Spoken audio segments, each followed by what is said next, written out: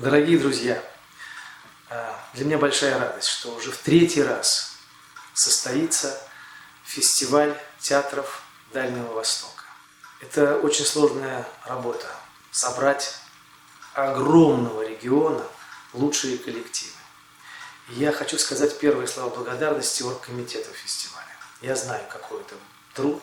Спасибо вам за то, что вы это делаете, и за то, что вы развиваете наш фестиваль. Спасибо всем коллективам, которые так активно участвуют в жизни этого фестиваля. От вас зависит будущее. Насколько вы будете творчески активны, насколько вы будете предлагать свои спектакли, насколько будет творчески активная жизнь ваших коллективов.